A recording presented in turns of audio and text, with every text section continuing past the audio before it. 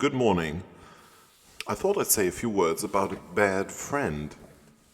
We all know, or we all have bad friends, or perhaps the bad friends are the ones that we don't have anymore because we couldn't bear their behavior anymore, their unresponsiveness, their intrusiveness, whatever it is, and for some reason the friendship ended and the bad friend is no more. However, there is one bad friend that, like a chronic illness, doesn't go away, and that bad friend is a mobile phone. The problem really lies with the word mobile and mobility. To me, the whole idea of having something while we're on the go, something while we're mobile, that should be a functional thing, something that we really need. Because when we're mobile, is when we're probably at the most balanced, when our mind and our body are in harmony, when we're in harmony with nature around us, unless perhaps we're rushing to the hospital or to a stressful meeting. But generally speaking, that is a chance to realize a kind of equilibrium, a harmony, equanimity, a state of peace. However, that potential realm of peace has a few decades ago been hijacked by the most insidious of commercial actors, the mobile phone industry, when they've probably perhaps figured that, well, we can make more money if people don't just use phones in their homes, and when they don't use phones separately from computers, which are also perhaps at that time in their homes, but when we just throw it all into one device that just doesn't go away, that just sits in your pocket and at some point perhaps under your skin. And that hijacking of our very own space in which we have the potential to realize ourselves and to grow as individuals and to discover our humanity perhaps, that potential has been decimated for billions of people, and most devastatingly for billions of young people who've never known any other way of being than having a bad friend stuck to them all the time. And this bad friend doesn't stay home. Even if the friend is rude, the friend is attention seeking, the friend is gaslighting all the time, always whispering in your ear, listen to me, look at me, here I've got something to say. It's completely irrelevant and has no bearing. But I've told you so many times that you are going to look. You know it's going to be rubbish, but who knows? It might be the gold rush this time. It's not, but the bad friend is an insidious liar, and a professional liar, and a liar so accomplished that the majority of those service users, those poor sods in abusive relationships with this friend, don't even have a way to discern anymore what's going on. Absolutely no way. They are just in a constant state of abuse, and no amount of detox here or there is going to erase that and reset the clock to an hour where we didn't have the most obnoxious of companions barking straight into our brains all the time, and where we actually had the potential to just be, and that ability to just be is gone.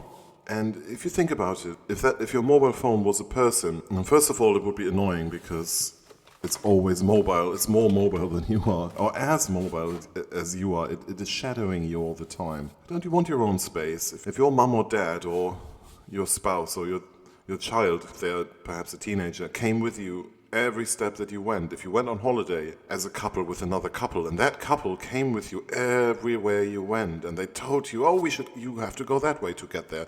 So let's go straight, take the second right, over the bridge. And then they tell you what to buy, and then they tell you where to buy it, and then they tell you in which restaurant to eat. Oh yeah, we can take money out for you as well. You can use us to pay. No, I have cash. Oh, what are you, some kind of Luddite? You wouldn't want to go on holiday with that friend, would you? I wouldn't. But this friend is with you all the time, and this friend is gaslighting you all the time. See, without me, you'll be lost. If you knew how to read a compass, or you had if you were confident and you knew how to ask people for directions, well, but you don't. You're not confident. You're shit. You're nothing without me, right? You are nothing without me. And that's what I'm saying to you all the time. You are nothing without me. You're less than nothing. You don't exist without me. I have replaced you. I have compartmentalized you and co-opted you. I am you. I am your ability to read maps. I am your money. I am your social interaction. I am the hope that there's something exciting going on in this fucking boring life of yours. I am literally your replacement. And that reminds me of the talented Mr. Ripley, where Matt Damon slowly starts to replace Jude Law, the less attractive proposition of the two people, in that case being Matt Damon, slowly creeping in and then going for the kill, isn't it? Oh, it's been years since I've watched it, but I do think that's what happens. I didn't even read the book. I sold the book when I was working in the bookshop, never read it. Never mind, but I think that's what's going on here. We've been replaced, our mental functions have been outsourced, our attention is completely co-opted. That nasty piece of work that claims to be our mobile companion never shuts up. And I think, like Mr. Ripley, it's going to replace us at some point. We don't need to be there anymore. Rather than the phone being integrated into us, under our skin, we can maybe just be integrated into the phone. It can be shrunk down and just be put onto a chip, because that's where we're headed. And I'm saying that it's become so normalized. I mean, if we think about how our children are growing up, and they know nothing but TikTok and Snapchat and all those awful, greed-driven, maniacal spaces where as soon as you touch your phone and the phone knows that you have looked at it, it sends you some rubbish signal. I am here. Oh, I am so needy. You need fucking therapy. You need to shut up and you need to go into 100 years sleep. That's what you need. But you definitely don't need my attention, and you don't deserve it. You don't know me. You don't know anything about me. All you know is money. All you know is growth. All you know is fuck the mind, fuck the soul, fuck the planet, fuck the potential, fuck everything. And all that while we're on the go. So handy, right? We're being raped to death, raped of our soul, while we're on the go. Hooray to that!